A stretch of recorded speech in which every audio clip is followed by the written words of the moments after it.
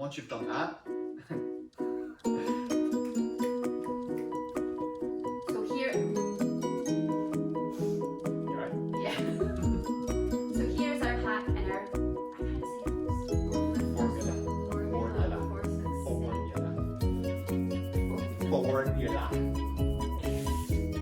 Welcome to this video on how to stream your online group fitness workouts. My name's Lindsay. My name's Ricky, and for this video we have both decided to wear the same colour of top. This video is going to take you through how to set up your classes and on which platforms. We'll also take you through what equipment you will need. We're going to share with you what we have been doing in our Members Hub. And we'll take you through the 3 different platforms which we have used and explored. Number 1 is Zoom, number 2 is Instagram, and number 3 is Facebook.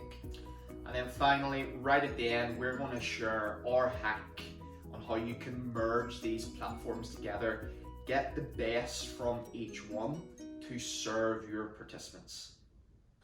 Okay, so you will need the following equipment. You will need a smartphone. You will need a tripod. However, if you don't have a tripod, check this out. Grab your favourite mug and place the smartphone against the mug to prop up. Better still, if you don't have a favourite mug, pick up your favourite Les Mills Reebok trainer and it acts as a real handy tripod stand. No problem. You would use your smartphone primarily for Instagram and Facebook. You would use your laptop, the one we prepared earlier, for Zoom.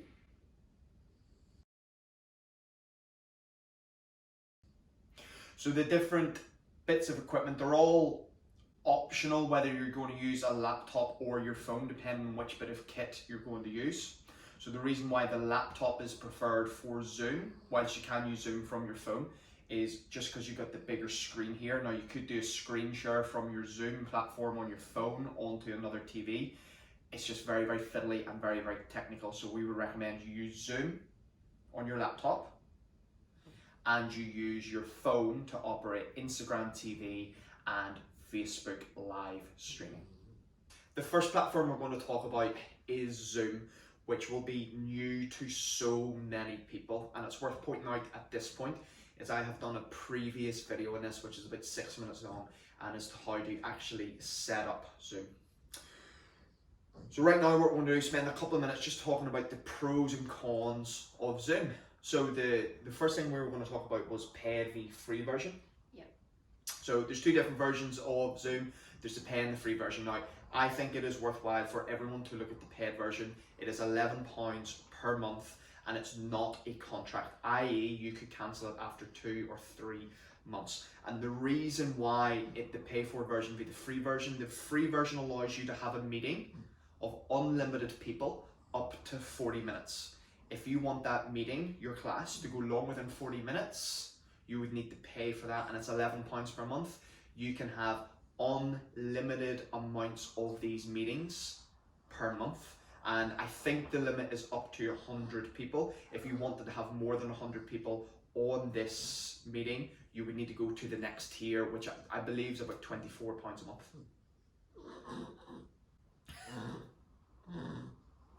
You alright, Murph? Go see Emma.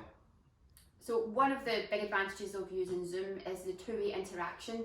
And I guess that depends whether actually or not your participants turn their cameras on. We've been encouraging our participants to do that because it helps us to build connection with the people that are in our workouts, and it also helps us to coach them as well, which is really, really beneficial. Come here, Mark. The other pros of Zoom is you can collect your clients' data, email addresses, names, telephone numbers if you want.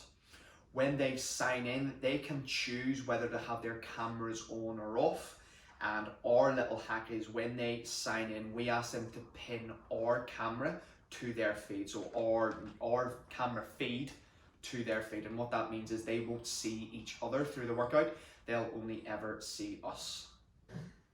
Something else which you can do in Zoom is you can have a holding room. So before you actually start your workout, your participants will have a place where they can gather online and whether they've got their camera on or off, they can see each other. They may be able to chat to each other in the chat box function as well, which we'll talk about shortly. So I guess the advantage of this holding room is it's a bit like, you know, if you were teaching your live class outside the studio, that you've got somewhere where your participants can connect and interact and get ready for a great workout. So we do two things to really get on top of that. Is we'll log in 10-15 minutes early, and we'll hang around for, you know, 5 or 10 minutes after the class just to have that conversation. Yeah, so it's like your pre-class interaction and your post-class interaction, but online. Now, the cons of Zoom have been well kind of documented on Facebook while people get used to it. Now, one of the cons of Zoom is we are relying on the users' hardware and software, so i.e. what technology they're using and their ability to actually use it. So you are a little bit reliant on that. And the second con, if we're going to call it that, is we'll just have to say it like this: your music and visual quality isn't as fantastic as it could be. And I can talk to you a couple of things here, but what's really, really important in our message is, whilst the video quality isn't just as good, the audio quality isn't just as good, your one-to-one connection via Zoom is as good as it can be when we compare this with Facebook or Instagram. And we have to remember, Zoom was not designed to stream classes. Zoom was designed for telephone calls. So the fact we're trying to do it with this and it has this capability is such a strong point. So what I'm going to do now is I'm going to rhyme off the setup for Zoom, and Lindsay's going to jump in with anything I forgot. Is that okay? Yeah. Right, so you set it up as a meeting. You want them to register for the meeting. The reason why you want them to register is you want to collect their data. It is safe under GDPR laws. It's stored with Zoom, and it's also stored on your database on your device.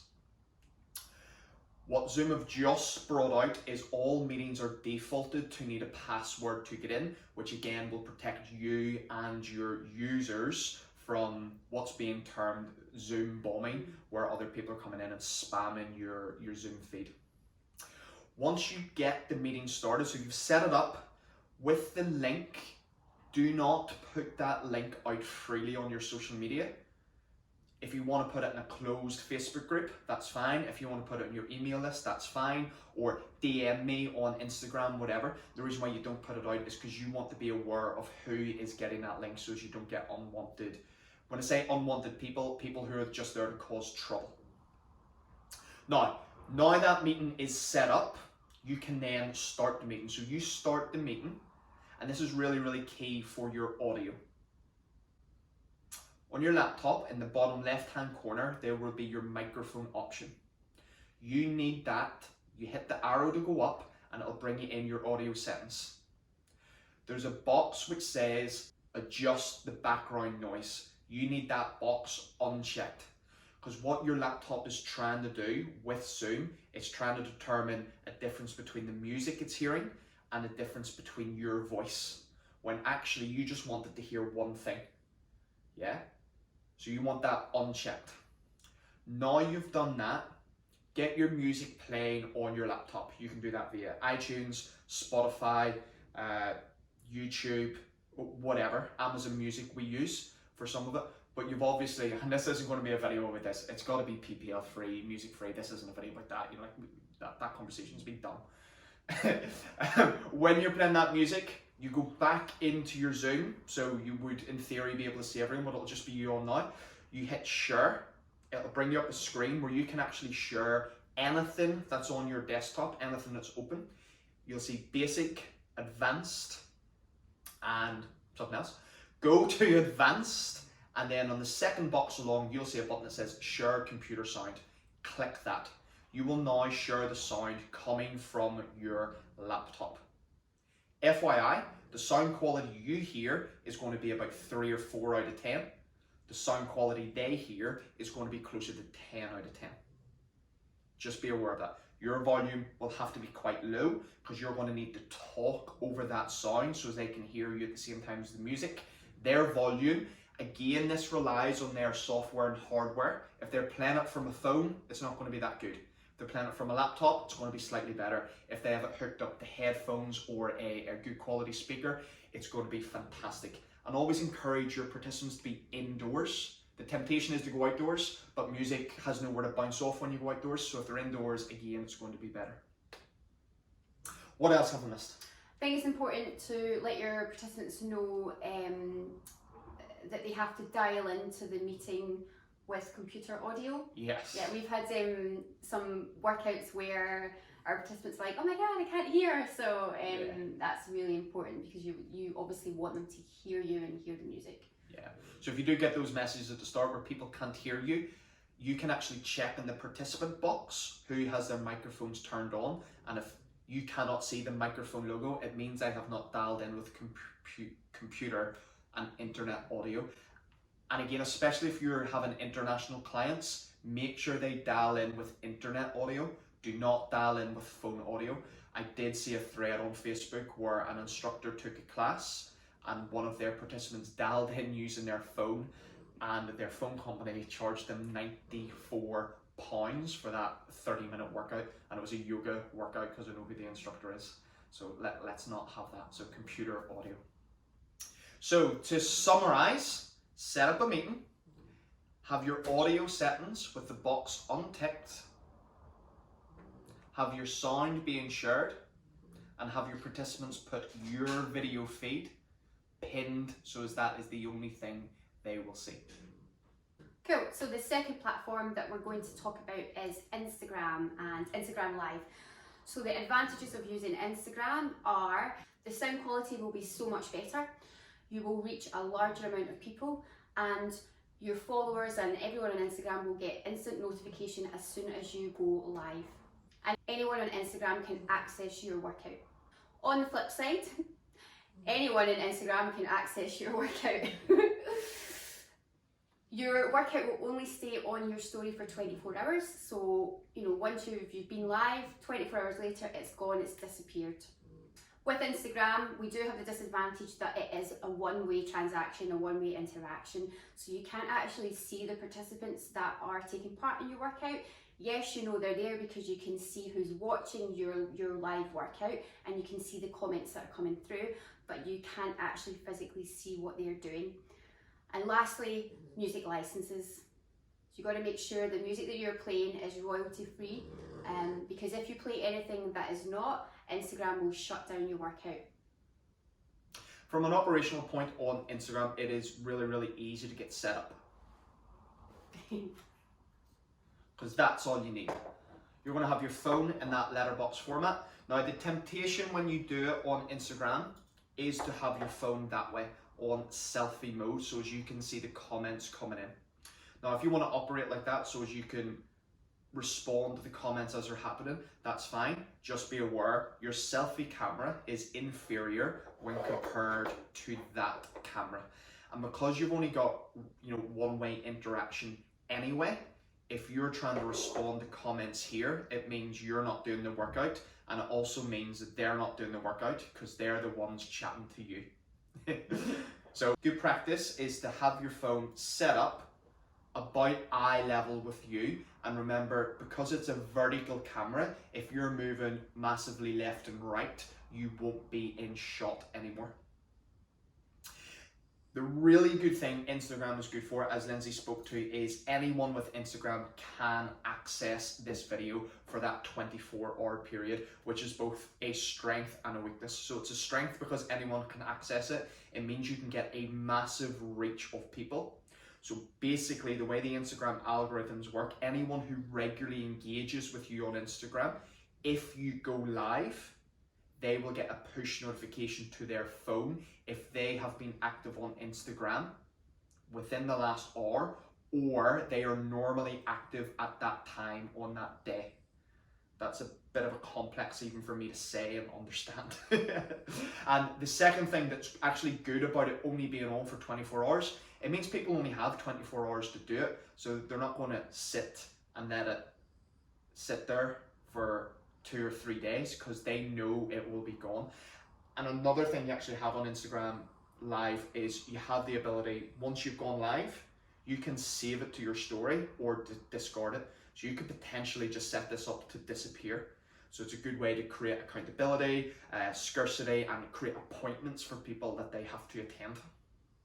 Yeah, and a real good tip as well is to promote the fact that you're doing a live. So on your story, give your followers notice that you will be going live at 6 p.m. tomorrow night to do XYZ workout.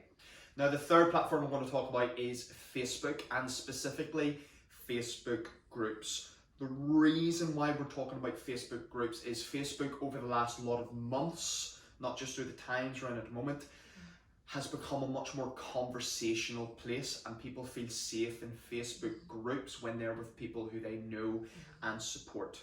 Now, a lot of the things we're going to chat about here are the same as what we were going to talk about Instagram stories in terms of the pros and cons. You've still got the same one-way interaction, you still have the same rules that dance around with your music licensing laws. The real pros, if it's in a Facebook group, is you can really control who sees it, i.e. you have to give them access to that Facebook group. And again, another strength off the back of this is you get to start to create a Facebook community. Now, just to talk very quickly about if you were going to stream your workout on Facebook itself rather than your Facebook group, the way the algorithm works in Facebook is very different to Instagram, so it will not push it to as many people. And when it gets shared by people, if it doesn't get interaction on the person who shared its page, the algorithm will actually punish you for it, and it'll start to suffocate not just that video, but your future posts as well. So that is why we have success, and certainly encourage anyone else to use a Facebook group, even if the only reason why you're using that Facebook group is to stream your workouts.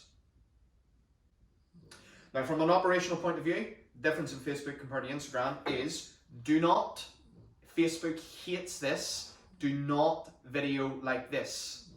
You video like that on Facebook. Facebook is made for landscape, Instagram is made for portrait. So please video like this. And again, the same rules apply. You're better to video like that, so you're using this camera rather than your selfie camera, so I could have the same conversation right now. Ricky's already mentioned about the advantage of having a Facebook group is creating that community outside the studio, and then I guess the times that we're in right now, it's important that we stay connected. So in that group, in your little community that you build, it's also important to give your members added value and added content. So this is a perfect opportunity to drip feed some other content into that Facebook group that will help serve them through this time. So it might be top tips to stay positive, it might be some nutrition advice, it might be some sleep advice, it might even be some social time. So something that we've introduced in our groups is that we have coffee catch-ups, we have quizzes, and it's a chance for us to connect outside the workout. When I say pub, you say quiz. Quiz. Pub. Quiz. Pub. Quiz. And then what you can also do in Facebook groups, and not a lot of people know this, is what Facebook have introduced in groups is something called units, which is a fancy way of saying folders. So you can categorize all your content. So you could put all your streamed workouts together, you could put all your nutrition content together, your pub quizzes together, whatever you wanted. So it means people can find it easy access. So if you think about your Netflix platform and you've got all your folders like action and comedy and adventure, whatever, you can kind of have the same idea in your private Facebook group, which is where you can start to grow your community. Shh. Can you hear our dog? Lockdown life.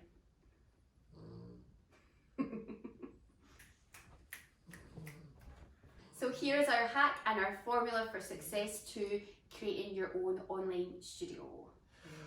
Lead from Zoom. This is where you're going to get the most interaction. So you've got your Zoom set up and you would stream your class from Zoom just like that. You see, I prepared that earlier. So on my laptop screen, I can see all my participants. You would use something called gallery view. Once you get set up with Zoom, you'll see that straight away. The second thing you're going to do is all of those people who do your workouts, you want to put them into your Facebook group. You stream each class into your Facebook group.